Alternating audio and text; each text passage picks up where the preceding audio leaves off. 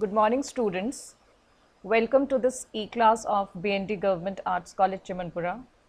I'm Dr. EKTA GOSWAMI, and in this class of BA Part 3rd, Paper 2nd, we would take for study the first story, the short story prescribed in your syllabus, The Shroud by Munshi Premchand.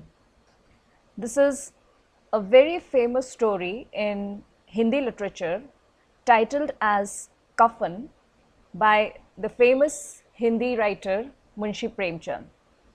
And the text that is prescribed for us is translated from Hindi and Urdu by Francis W. Pritchett as the title, The Shroud. If we take up the story, published in 1936, The Shroud is a story about Ghisu, a 60-year-old man in a village, and his son, 40 years old, Madhav. Set in Indian village in a dark, chilly, wintry night, the story begins with Ghisu and Madhav sitting outside a hut, and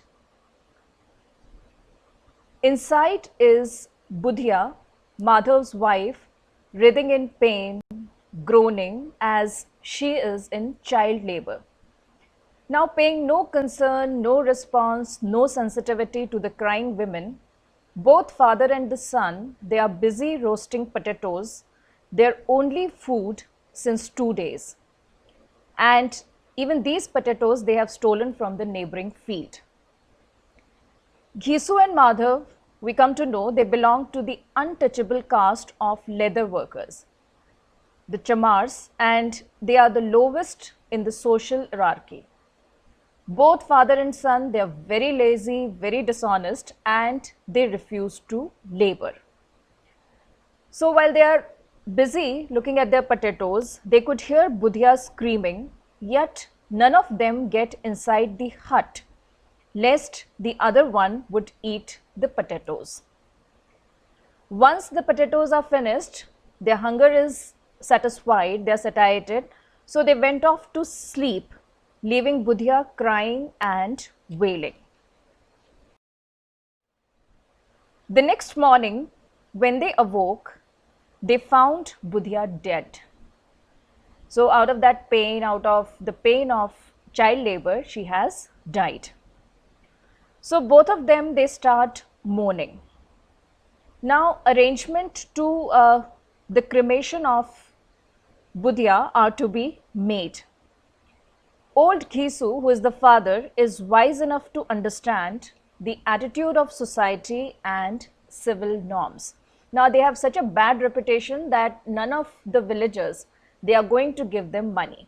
But Ghisu realizes that while Budhya was living, nobody could have given them money. But after her death, because of the civil norms, they could procure money from the villagers.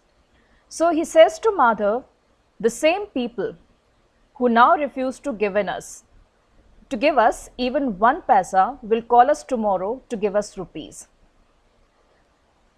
So they went begging and wailing to get money to cremate Budhya. And they go to Jamidar and to various villagers, and they were given 5 rupees. So once they get the money, they go to the market to buy a shroud, the coffin, for cremation. While they were roaming around the market, they abandoned the idea of buying the shroud because they consider it as a useless luxury. With 5 rupees in their pocket, they ordered food and drink. The story ends with the father and the son dancing and singing, falling down in drunken stupor. Dhanpat Rai Srivastav, 1880 to 1936, better known by his pen name Munshi Premchand, is one of the most celebrated writers of the Indian subcontinent. He is regarded as one of the foremost Hindi writers of the early 20th centuries. Kafan, Shroud is the last story written by Premchand.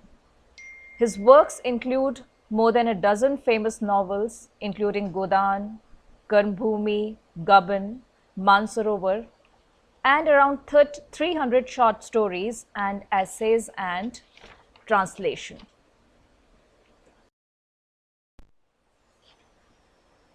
In the Shroud, we have the theme of selfishness, poverty, tradition, honor, gender roles, and subaltern existence. Beginning with the pain and writhing of Budhya, who had been a good wife and had established some order in these two men's disorderly lives, she is abundant in pain in life as she is abundant after death. So Premchand is highlighting the role of women at the time the story was written. Economic deprivation had dehumanized both Madhav and Jisu to an extent where human relations were meaningless to them. Published in 1936, The Shroud is considered to be author's best, blackest, and most powerful short story. The narration in the story is fast-paced, the prose is precise, and the dialogues, they are tinged with anger and irony. The two characters, the characterization is beautifully done and they bring forth precisely the evil outcomes of caste and social system of Hindu society, the bitter reality and harshness of the lower caste living and their women. The characters show the paradox of Indian society, that how poverty makes them hard-hearted. The characters are described from the upper caste point of view, who want to extract cheap labor from the poor and lower caste people. A person becomes more important dead than alive. So the story is notable for its narrative structure, the vividness of images, the psychological analysis and subtle irony. All through the story, hunger occupies a leading aspect of the story, and hunger in the backdrop is present throughout the story. So, while roasting potatoes, we are told that all through his life, Ghisu could get the sumptuous and satiating meal only once all through his lifetime. It also focuses on blind superstitions and customs of Indian society, that a person who has not been honored or who was not given his due all through his lifetime is honored after death.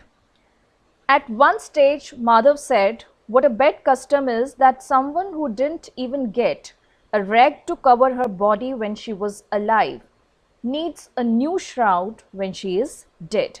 So for society, customs and traditions, they are more important than the person. So in the Shroud, Premchand has focused on two important aspects of rural pre-independence India: poverty and ignorance. The years between 1930 and 1940 were crucial in the history of Dalit movement in India. An all-round challenge to the Brahminical society and caste system was raised, and Hindi literature also raised the issue. Premchand became the prominent writer to address these social issues in his stories and novels. So in a society where even hard work and labor does not raise a man's life, how do we condemn Ghisu and Madhav's life? The upper caste wanted to extract cheap labor from the lower caste, and if the person of a lower caste denied this labor, or he is idle, he is lazy, they term him or they label him as a useless fellow. And as these characters, they are described, In the story, I quote, and these two had earned a particular bad name for themselves in the entire village. Ghisu was notorious for working for 1 day and taking off for 3 days. Madhav was such a shirker, if he would work for half an hour, he would stop and smoke his pipe for an hour. So two of them, they seldom found work. Unquote. In a society where the lot of those who toiled day and night was little better than Ghisu and were exploited, Ghisu had such an intelligent outlook of not joining the herd of mindless laborers. The story is a beautiful story and it speaks for itself. While we read the story, the caste, the social system, the bitter reality, the irony, it strikes the readers all through the story.